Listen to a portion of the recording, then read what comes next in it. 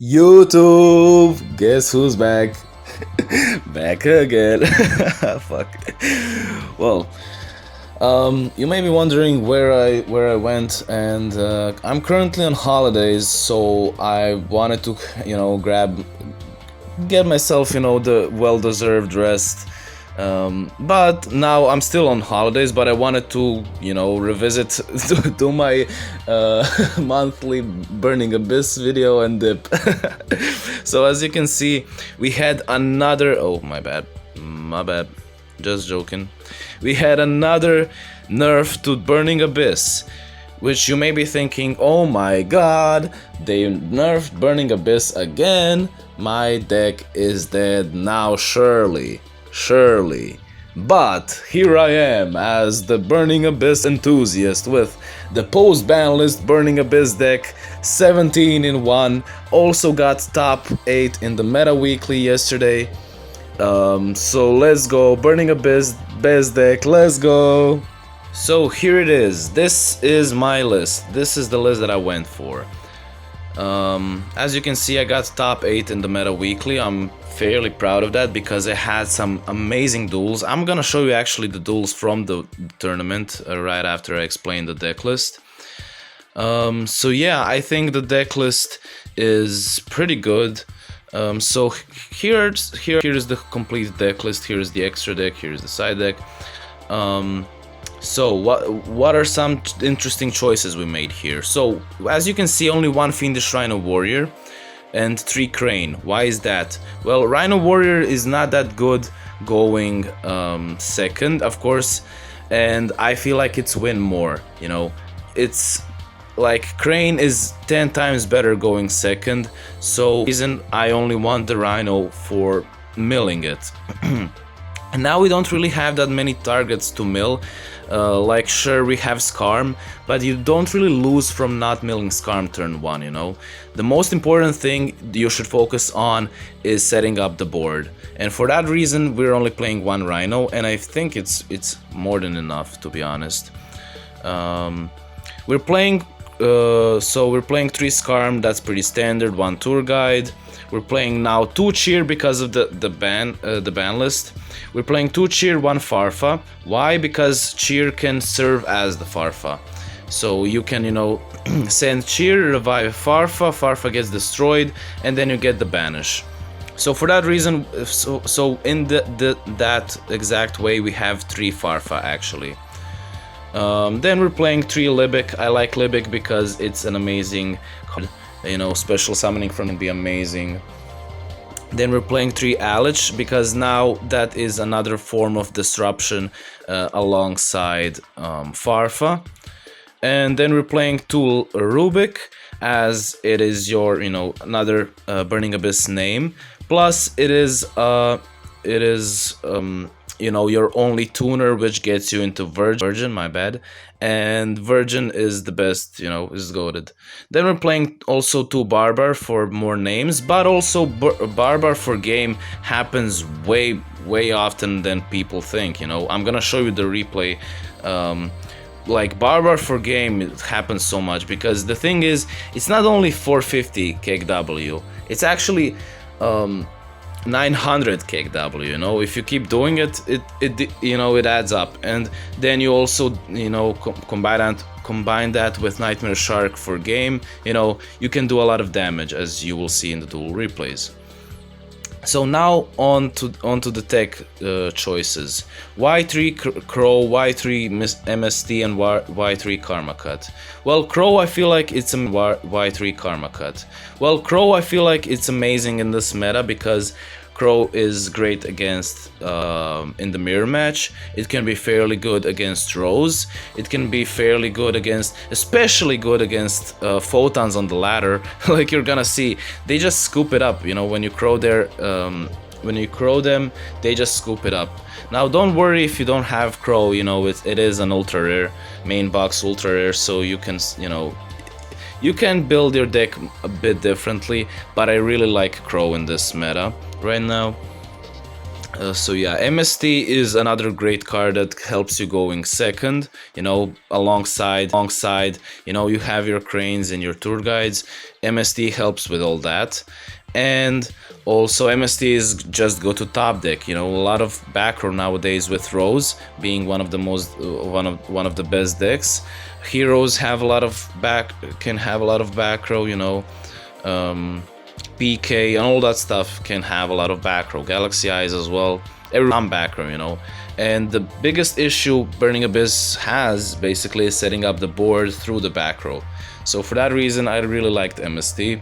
Karma Cut is goated. Karma Cut, y'all cannot even realize how good it is. People are sleeping on it. Why? Because Beatrice plus Karma Cut is amazing. It's 2 disruptions, and it's 2 amazing disruptions, because Dante gets you back a card when he's sent to the graveyard. So you basically, with Beatrice, send the Dante and then get a card back for the Karma Cut, and then you have your Karma Cut. And if, like for an example, if you have a Cheer or a Skarm, you can then reuse their effects and get more advantage out of them. So you're basically plussing off that discard from the Karma Cut, you know. So that's amazing. That's the amazing synergy with Karma Cut. And also it's just an amazing card. It helps you deal with the monsters. Also, you know, banishing monsters is so crucial in this meta. So for that reason, I feel like Karma Cut is amazing. Now, this is the extra deck. 1 Virgil is pretty standard, 2 Dante is more than enough. I really like 1 Breaksword, 1 Shark, and 2 Beatrice. It's pretty standard, nothing changed with the extra deck. Now the thing is, the deck is much different now, I feel, because your playstyle has to be adapted to, you know, losing Farfas and the Cheer. As you will see in the Duel replays, we have to play it much differently now, and I think this deck potentially could still be the best deck, as I feel like it has a very favorable matchup against DDDs, against Rose, and against most decks in this meta, especially combined, if you combine, you know, with good deck choices, which most people don't really have, but yeah. I guess that's it now for the list part of the video. I do have a text explanation which I posted in the Duel Links Metas Discord, so I'm gonna add that in the description if you want to have a read. You know, I basically go more in depth on three Crane, for example, on Crow, on MST, on Karma Cut, on why we're not playing, for an example, White Princess, why we're not playing Kiteroid, for an example, and basically, you know, just my general thoughts, more of my general thoughts on the deck. You can check that out in the description. But now it is time to duel! Also, if you're new to the channel, consider subscribing so you don't miss, and clicking the bell button so you don't miss other videos that I'm gonna post in the future. But anyways, I'm gonna just show you probably the Crow replay. Best replays from the ladder. Okay, I'm not gonna show you that, I guess. I don't have the best replays from the ladder. Reason is because I didn't play them, like, you know, I didn't play all 18 games in a row. I played them like one day I played like 5, the next day I played like 5 more, and this way, you know. So for that reason, the replays get deleted, and or I'm stuck with only replays. Which, you know, of course on the ladder don't really have to be the best. So I'm rather gonna show you my meta weekly replays. I think you're gonna enjoy them much more. You know, enjoy them much more. This should be, I guess, the Crow duel. Like, anytime you just open Crow against Galaxy Eyes, you should be able to just win.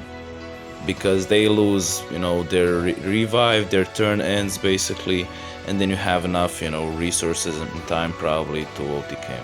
So as you can see here, he tries to revive, we can Crow, banish, and he has to set everything.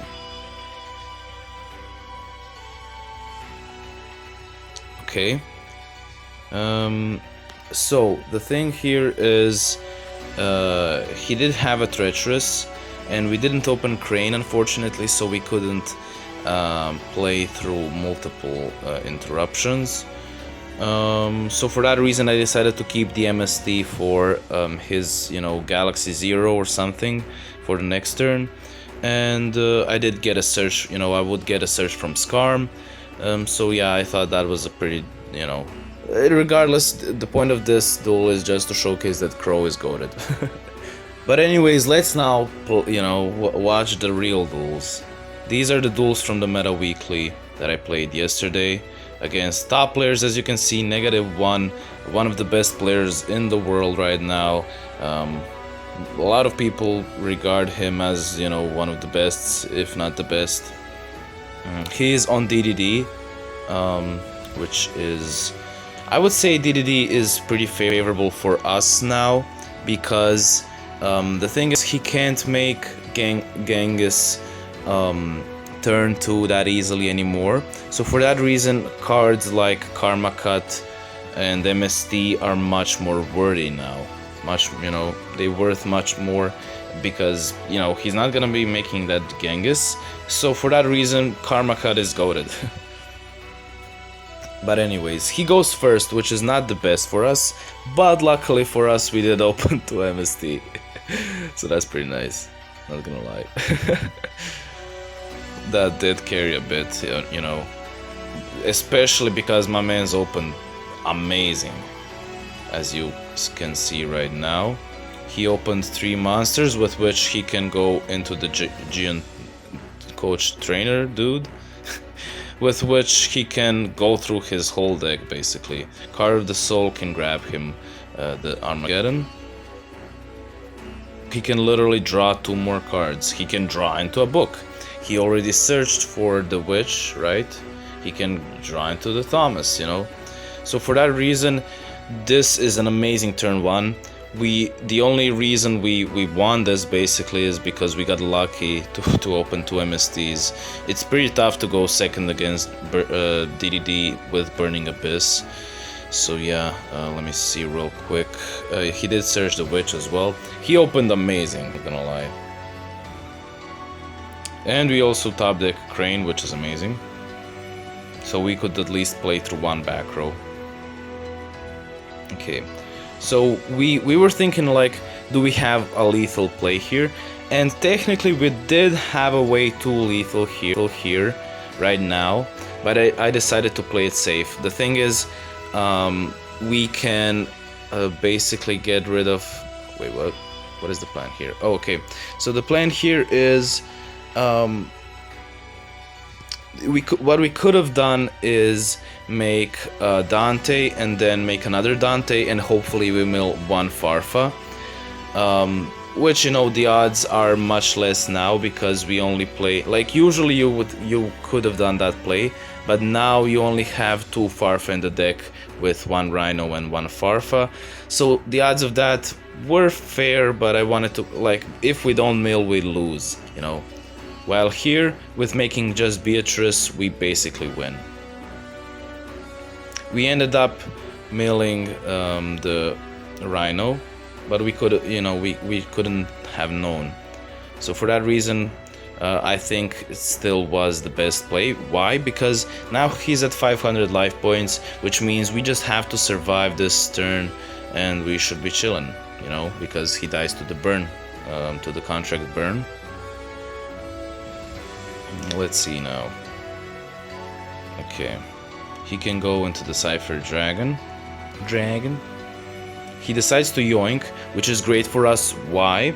Because that means we're gonna survive this turn, because only Galaxy Eye Cypher Dragon can attack that turn directly, which means we're at most gonna be taking 3000 damage. So for that reason we can safely send the Skarm, we can safely revive the Farfa.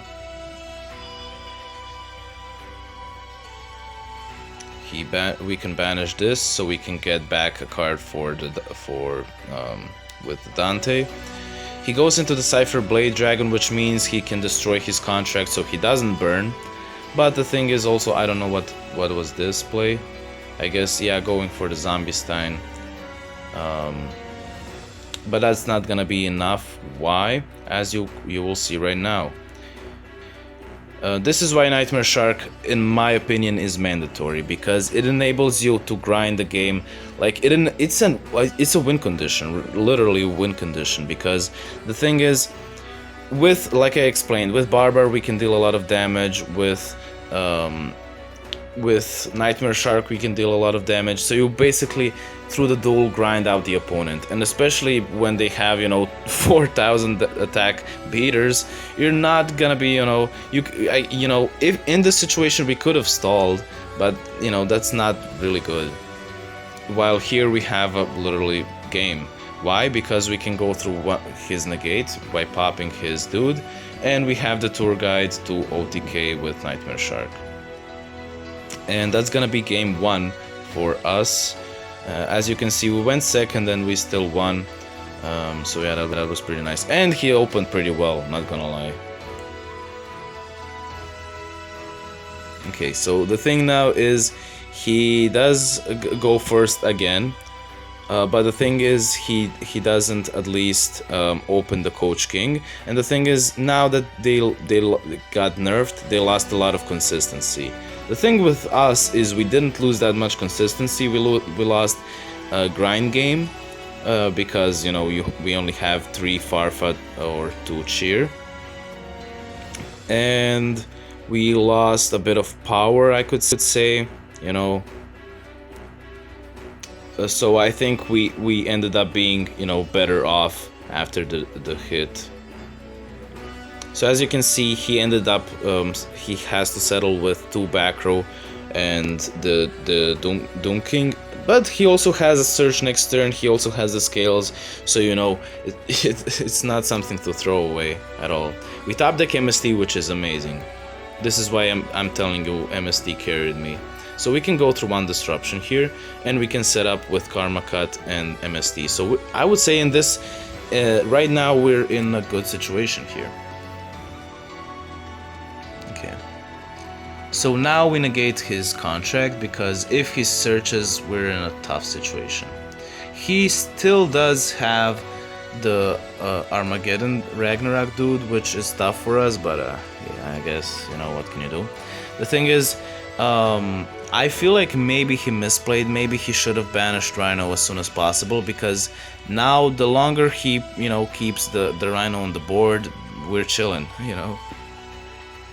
Because Rhino destroyed basically gives us Skarm or gives us the dude. Now here I was afraid he's gonna you know, just tribute the Armageddon and then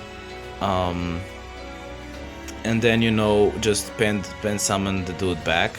So I went for the Karma Cut. I don't know if that was the play, but especially because he did have a book, which we basically could have assumed. So maybe we should have MST'd first and then Karma Cut. But then you can, I guess, say he maybe would have played it differently. I don't know. This is tough, you know. This is where you know you have to basically risk it, and yeah. Here we're basically surviving. This is the thing with Rhino. It basically forces him to, you know, to not attack. And we at some point we were gonna top deck Crane or something, and now we can safely go for the Dante mill. We also milled the Cheer, which is pretty nice. Shadow Imprisoning Mirror is nice that we kept MST, huh? I think one should expect Shadow Imprisoning Mirror in the DDD, especially if they know what they're doing, like Neg does, because Black Rose deck, the thingy, they're all dark basically besides the Synchros. So, and Burning Abyss is still around, so why not side deck Shadow Imprisoning Mirror? So, good thing we kept the MST, we can destroy that, and now we safely basically have game at this point, because we get rid of one of his Ragnarok, second one is here, so he's basically relying on the Pendulum Switch or the third Ragnarok. And here is an interesting choice we decided to go. Maybe not many people would go with that choice, but we wanted to go for this, for Nightmare Shark, because In this way, he, like, if he books Nightmare Shark, he can't book Beatrice that we're just gonna make now. If he books Beatrice and not the Nightmare Shark, we dealt 2000 damage, and then he's in a tough spot because, you know, 1000 more damage and he's gonzo, you know, he's dead. So for that reason, I felt like Nightmare Shark was definitely the play here, whereas other Exceed wouldn't have done the same thing. So with Dark Contract, he has to pop. It was actually Dark Contract, I forgot about that. I'm sorry, it's kind of early for me, as you can see, especially for only 3 hours. So, but regardless of that, I think this was the play. Now in the end phase, it's his end phase, and now we have game, for sure, because Cheer revives the Dante. Dante gets back the Cheer, with which we can revive the Farfa, and we also top deck MST just in case, and that's gonna be easy clap. And as you can see, Burning Abyss as deck, let's go. GG's though. Okay, so I don't know how long the video is gonna be. Like, I lost kind of the feeling for it because I haven't made a video in like a month or something. So I'm just trying to, you know, I'm just going to try to fit the most duels as possible. So this is a mirror match. We open basically a god hand for the mirror match. Why? Because Karma Cut is usually GG's against, and going first against BA is pretty nice. Here we can search. So the thing here is, you may be thinking, I'm just gonna search for the tour guide. But why would you do that if you can just, you know, make another Beatrice with Cheer, you know? And the thing also is, we can still revive the Skarm with Cheer, so we can get that tour guide even later. So in a lot of scenarios, you don't search tour guide, you search for Cheer or something, because it enables you to survive. And at this point, like, no one is breaking this board. No one, you know, you can't really open a hand that's gonna break this board. He can try with Book. We can still get back with the Dante, we can get back a Skarm. We can also send one Skarm to search now the tour guide, you know, if needed. Or just search the Farfa for next turn. Now we're waiting for Karma Cut, and you could say, like, maybe we should have Karma Cutted earlier. Maybe we should Karma Cut now, you know, when should we Karma Cut?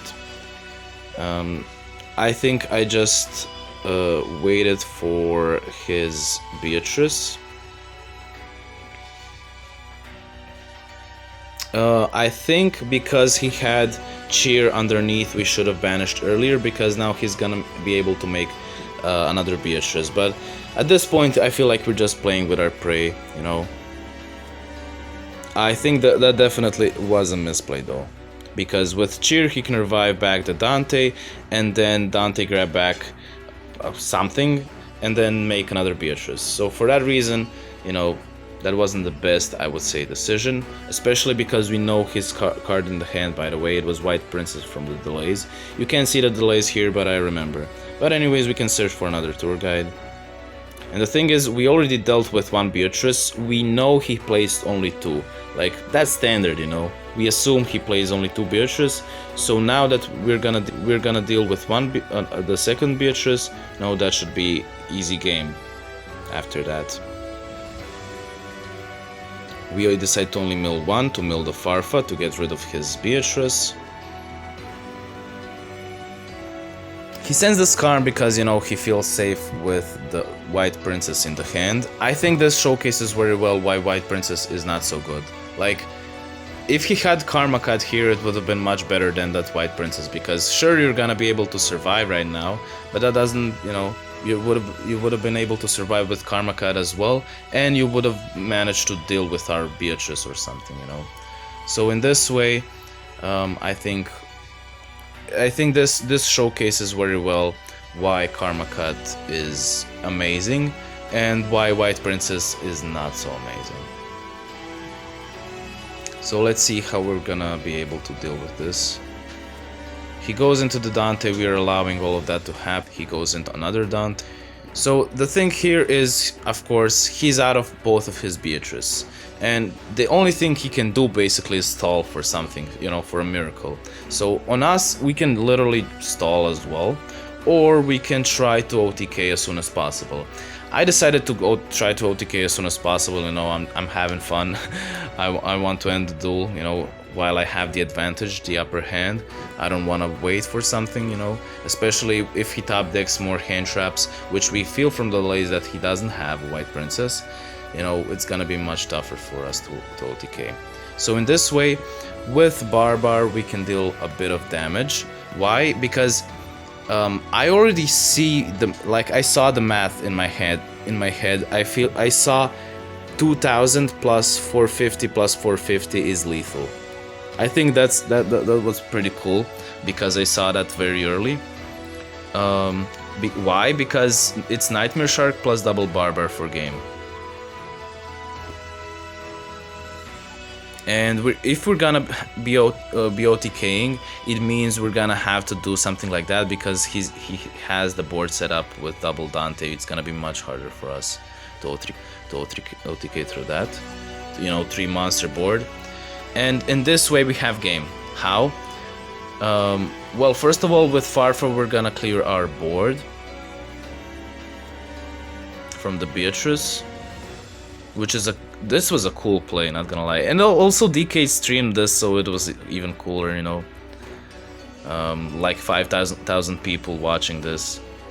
And now we can Barbar for more damage and Nightmare Shark for game, which was so cool. This felt so satisfying because I felt in control the whole time. I felt like that this play was amazing.